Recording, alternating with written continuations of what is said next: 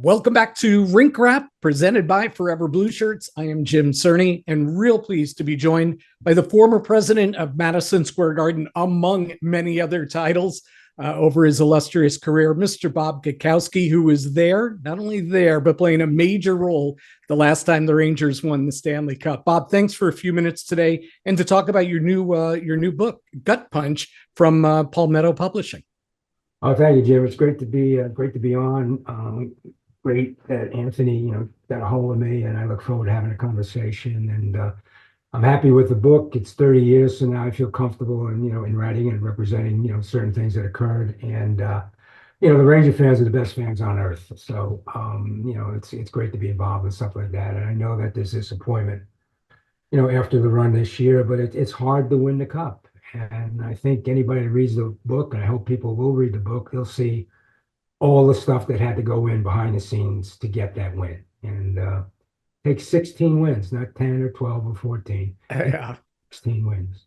Yeah. And flipping through this, of course, I know your background and everything, and this is meant to be funny, but you were more than just the best dressed guy at Madison Square Garden before Henrik Lundqvist arrived.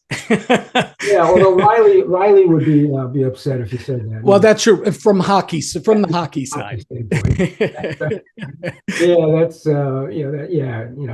if you read the book, you'll see the whole thing about the tuxedo. Yeah, that's fun. And I remember and talking with Wally Matthews, the great sports writer who wrote this with me. He did a terrific job. He just thought I was an obnoxious executive walking around in a tuxedo. Yeah.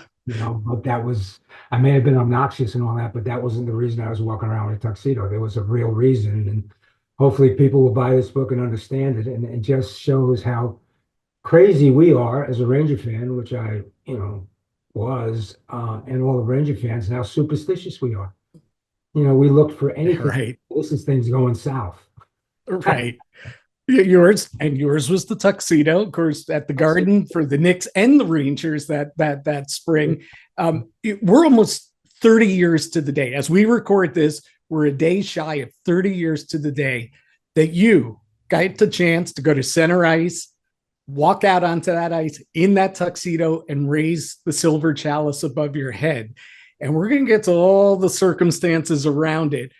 But what was that moment like for all the work that you had put in, your time at MSG Network, and then, of course, as president of MSG, to have that opportunity to have that moment with everything else, the whirlwind of things that were going on at that time?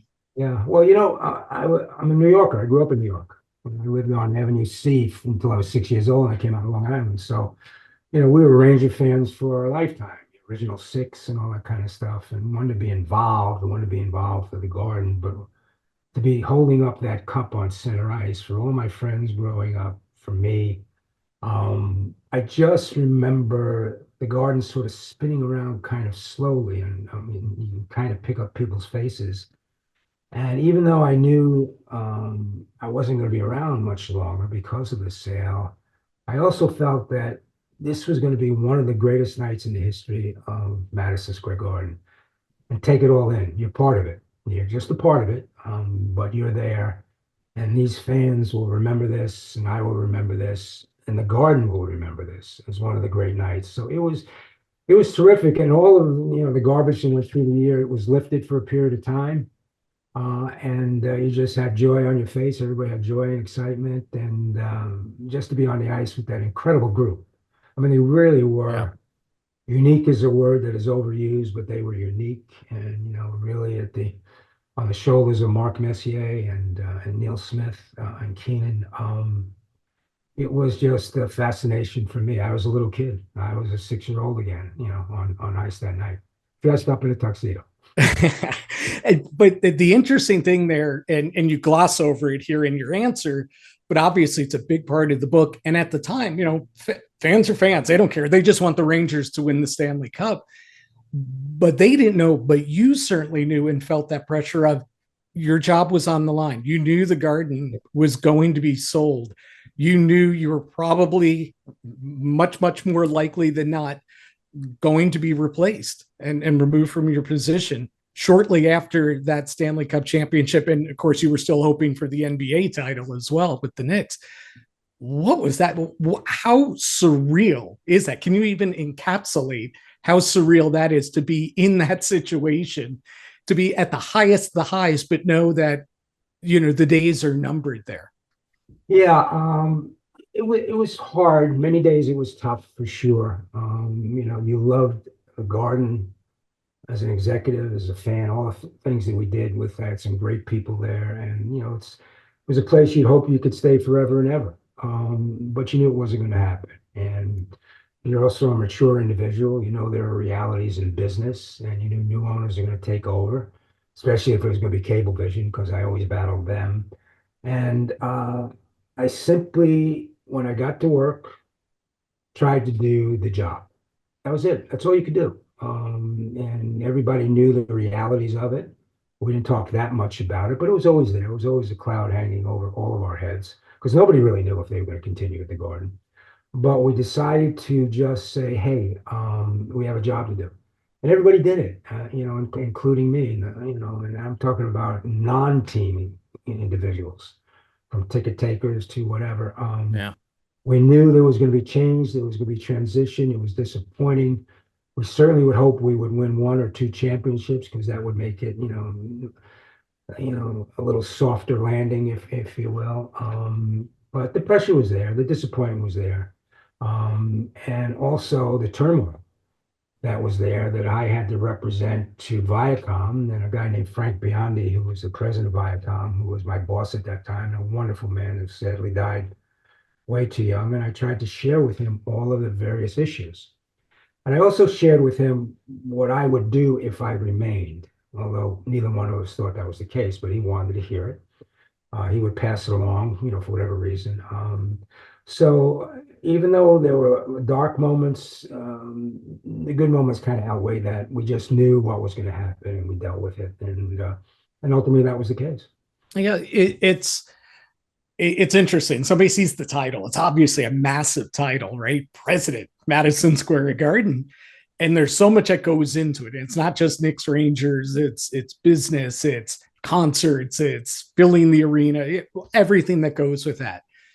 But the most fascinating part of this book, and there's so many fascinating parts from what I read, is the part of Bob Gutkowski as, let's see, psychologist, psychiatrist, deal maker, hand holder, father, almost a father figure, stern, mainly with the relationship with Neil Smith and Mike Keenan, because that's such an important part of this book.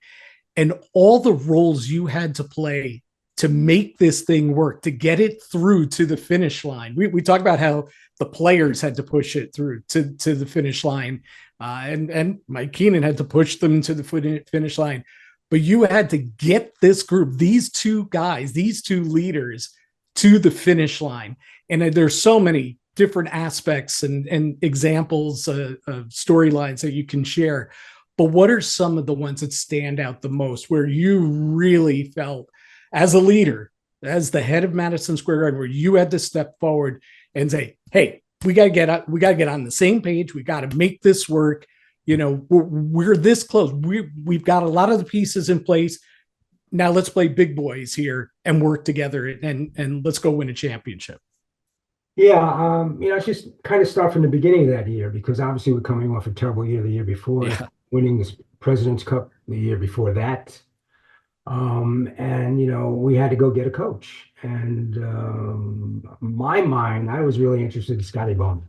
I was fascinated with Scotty Bowman. I thought maybe he was the right guy at this particular point. I had fears about Mike Keenan, just what I knew about him and what I read about him. And I once represented that he was like a hurricane, and when he hits land, there's destruction.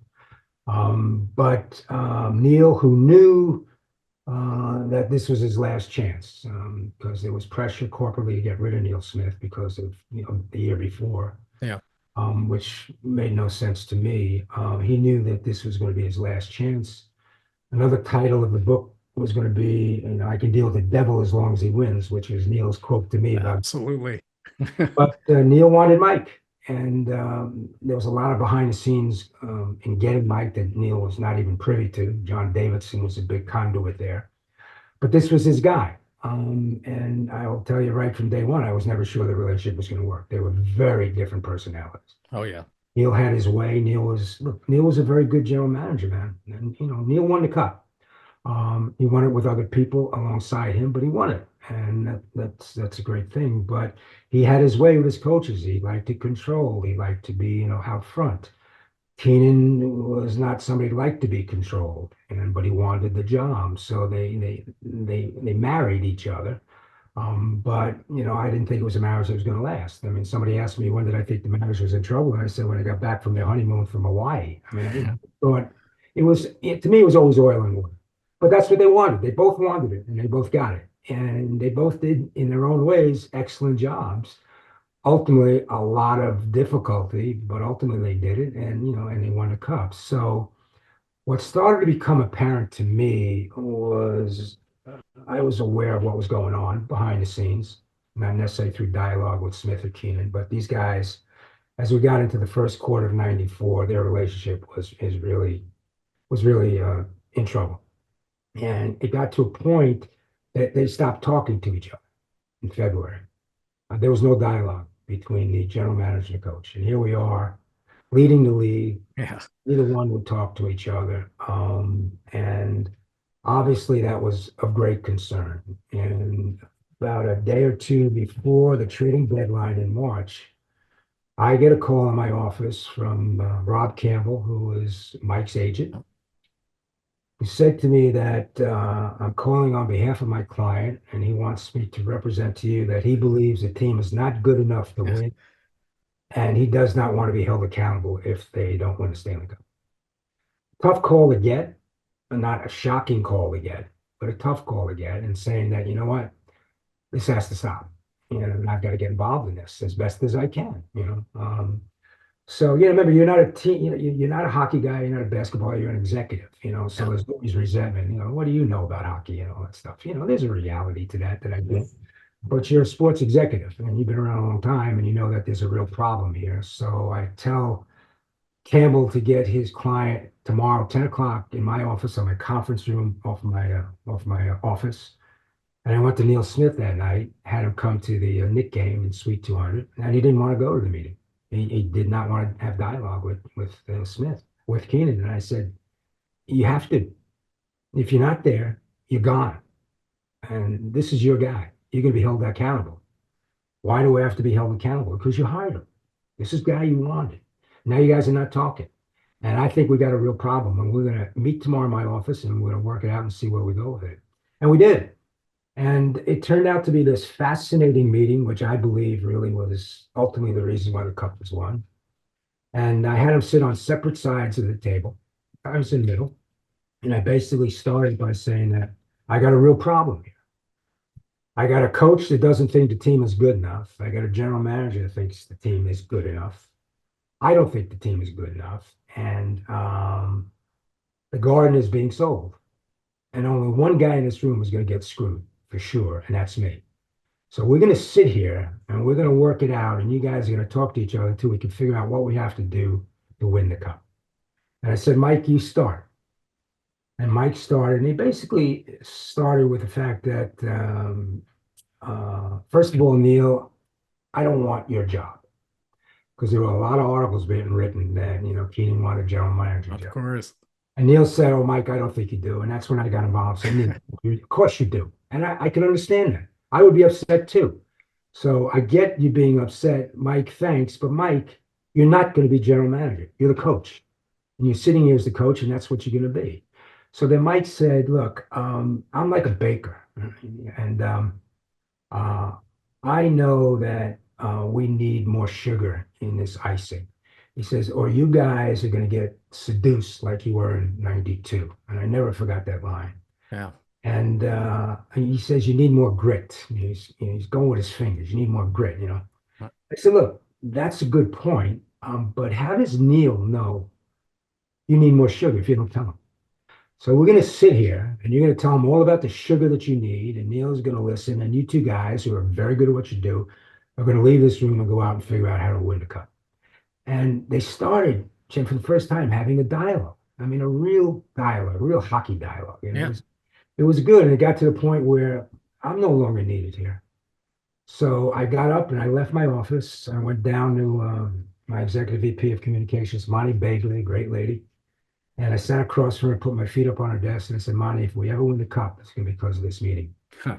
And they sat there for a couple of hours, not minutes, hours.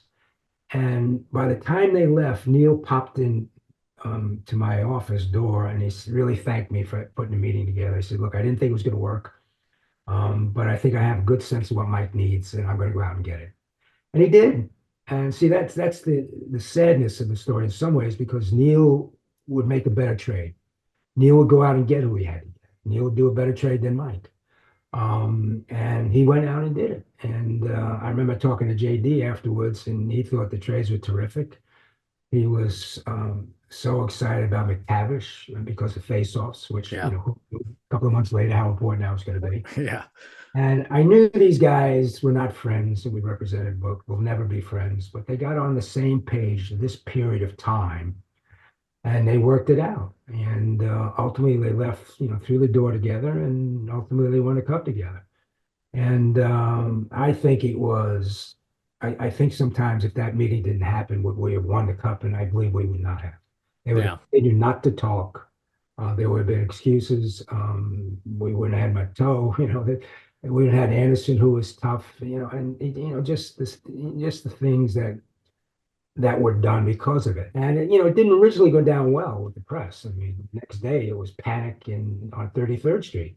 Yep. But we all felt comfortable about it. I think the coach felt comfortable, general manager felt comfortable.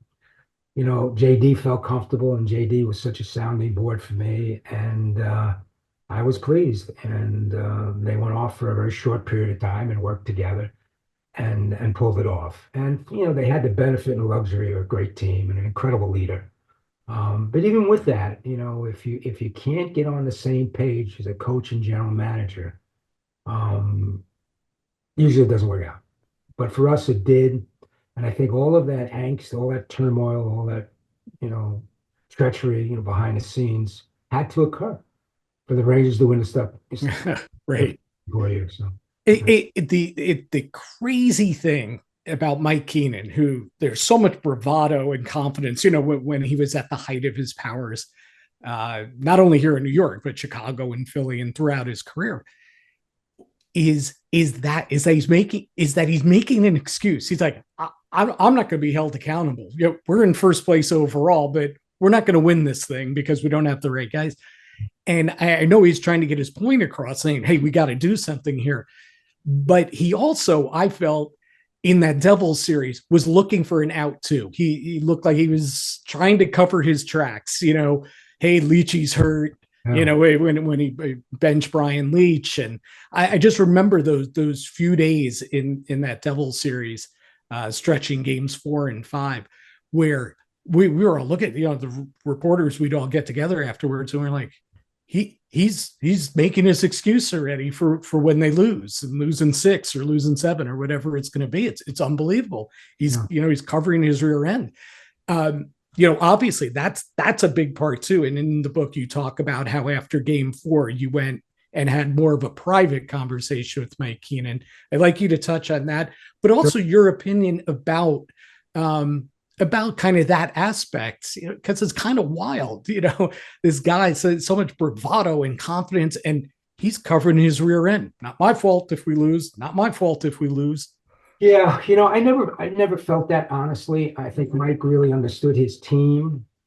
I think Mike obviously was very frustrated and that he and Neil were not talking, as I'm sure Neil was frustrated. And I think it was basically his last effort to be able to say to me through his agent, this team's not good enough and you got to know about it. Yeah. And so I never thought it was more of an excuse. It was more of, hey, you guys better be aware that this team's not good enough, and this is coming from the coach, and I can't get it through the general manager. So, but he was a difficult guy, Mike, he for sure, and he says that, he knows that, and he's one of those guys, and I dealt with him, and I dealt with Steinbrenner. You got to go back at him, because if you don't, he controls you. Yeah. And when you go back at him, he has greater respect, certainly as Steinbrenner had. And I think in that Devil series, I don't know if it may have been panic on his side. It may have been worry that we're going to lose here and I'm going to look terrible because I was calling for these trades, and maybe in some way I am losing a team, but there was concern to the point that I got a call from Mark Messier after the game where he pulled, he pulled Richter. Richter that he thinks he's losing the team. And that was a pretty scary kind of comment, but Mess was very concerned.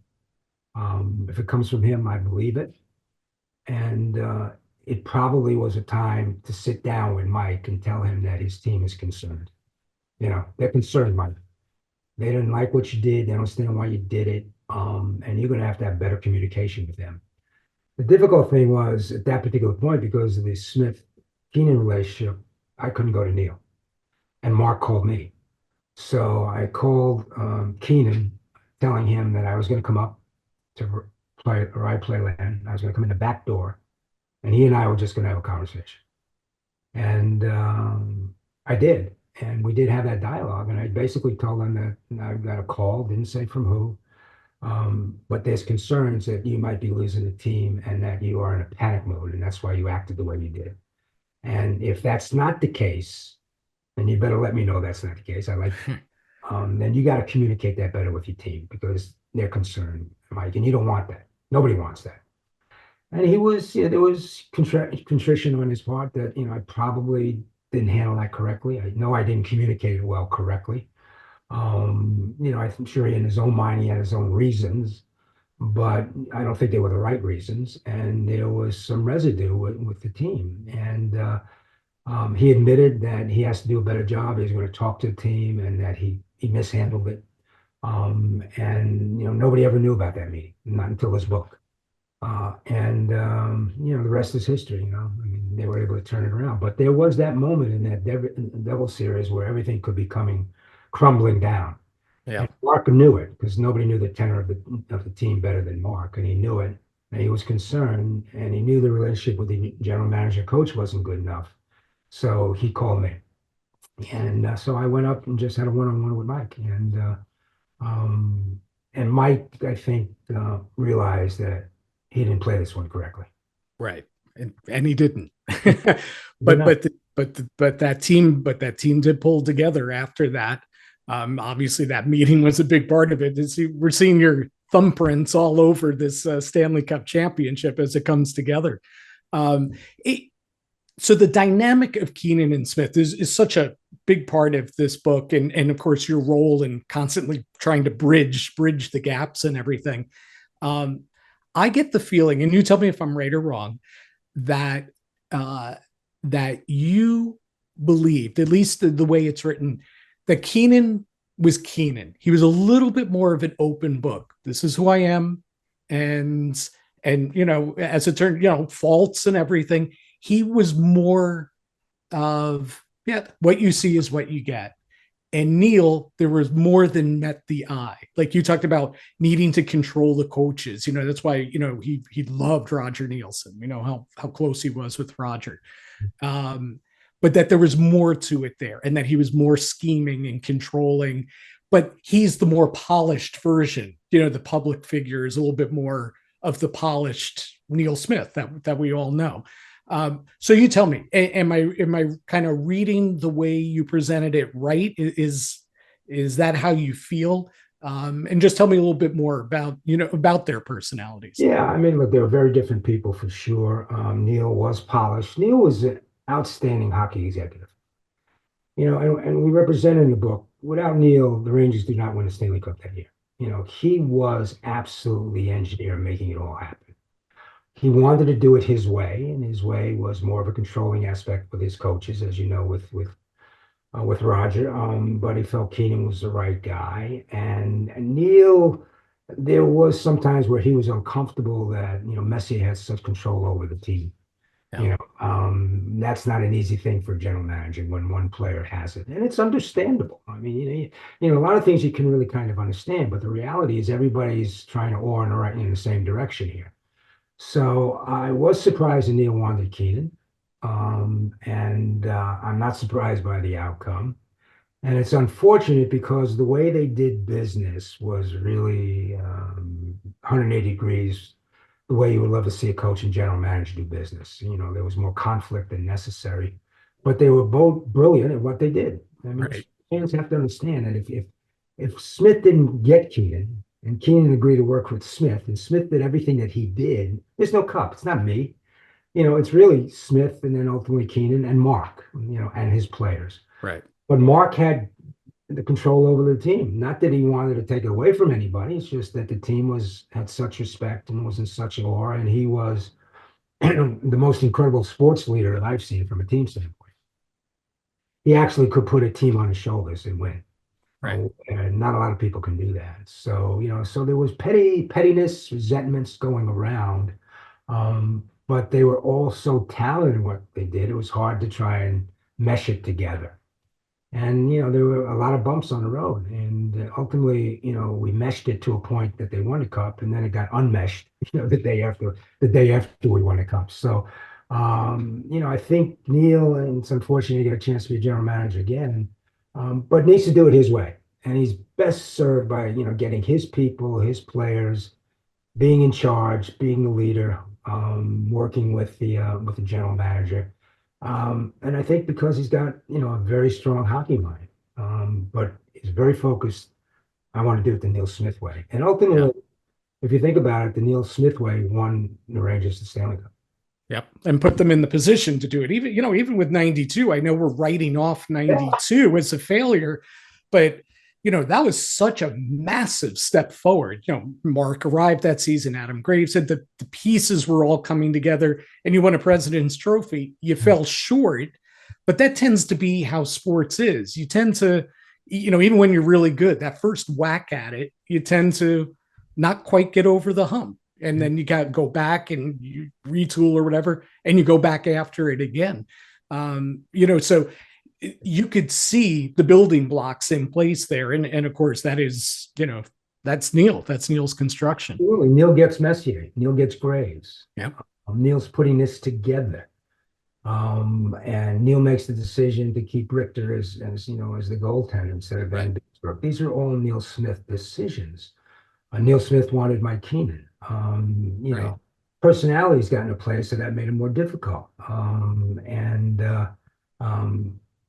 that unfortunate, because those guys could have worked together for a couple of years. I mean, the thing that's most disappointing to me in all of this was that we didn't have a chance to win it again, because I believed, and I think the guys believe they could have done it again.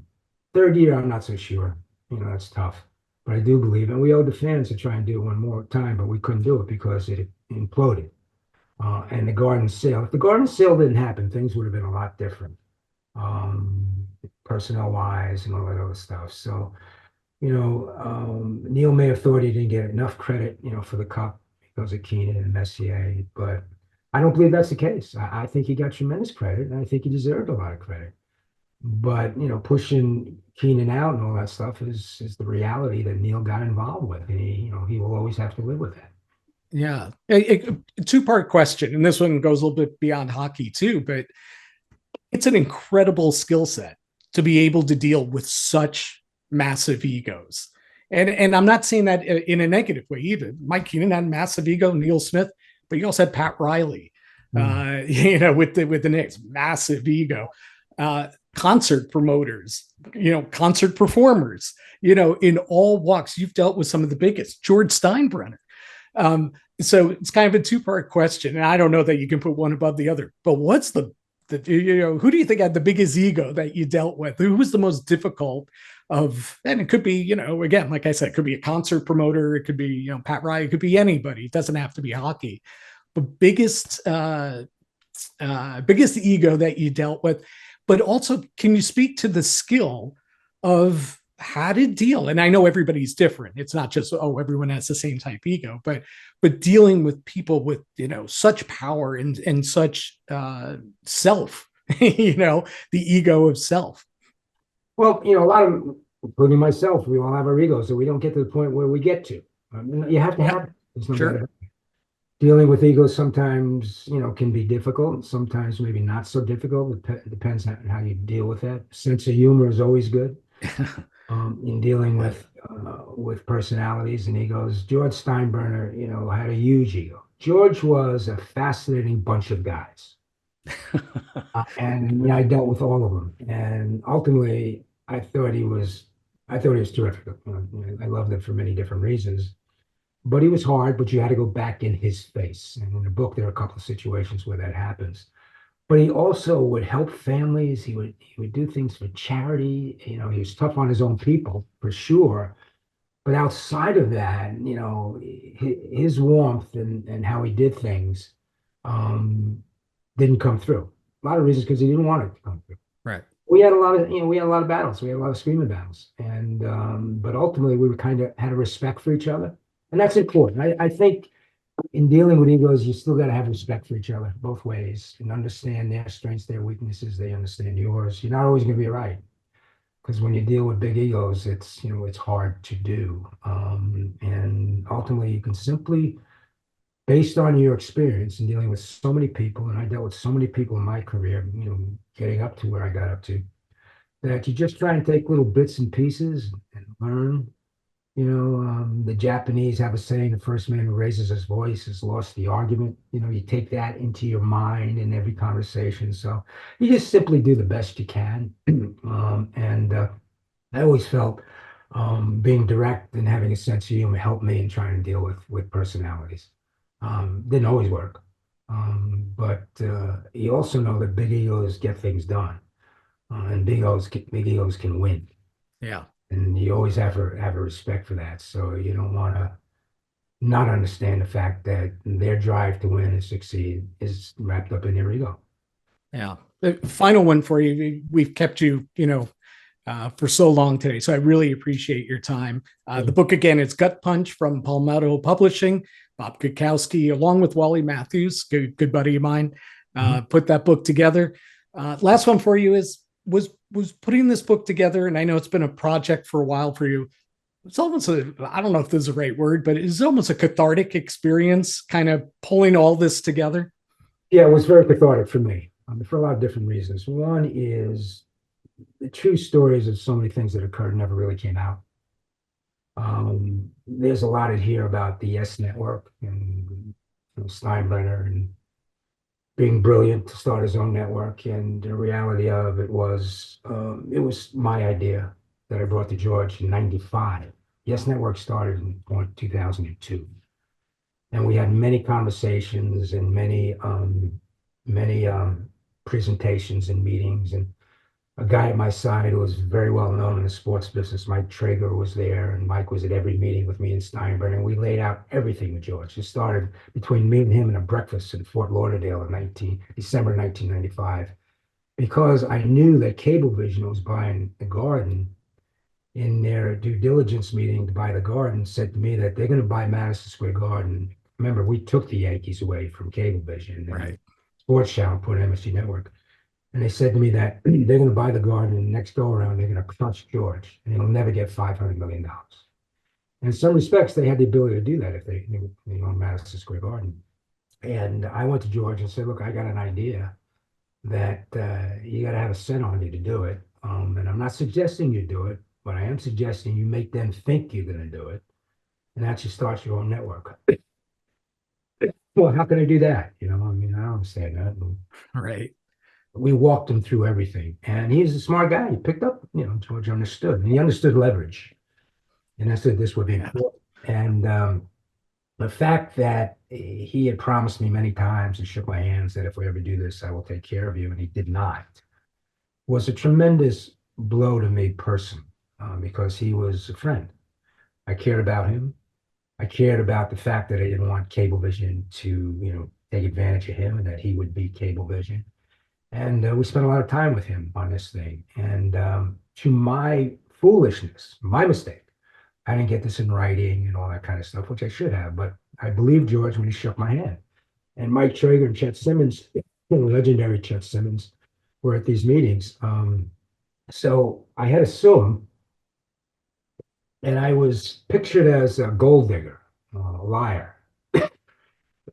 none of this happened. And it was a very deep wound.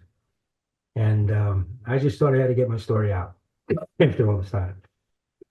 Excuse me, I've got a little post-nasal drip. Yeah, no problem at all. You got the story out. Jim, it was cathartic. It's every Yeah, word is true. People involved with it may not like it or disagree and say it's not true. But I know it's true and I feel good about that. And it's been 30 years, so I'm not trying to damage or hurt anybody's, reputation. It's well ingrained. But there was so many stories in my career and so many in 94 that have not been honestly represented that I think has now been represented honestly in my book. that is great. Gut Punch from Palmetto Publishing. Bob Gutkowski and Wally Matthews. Bob, thank you so much for sharing stories with us today. This was really enjoyable. Great. And I think on behalf of Ranger Nation, I say happy anniversary. Thank you. Well, look, to the Ranger Nation, I still love them. They were unbelievable during that period of time. And it was so nice to be part of a collective group that was able to bring the cup to the Ranger fans. And they will never forget. And I'm always very appreciative. So I thanks for the time. It's been a pleasure.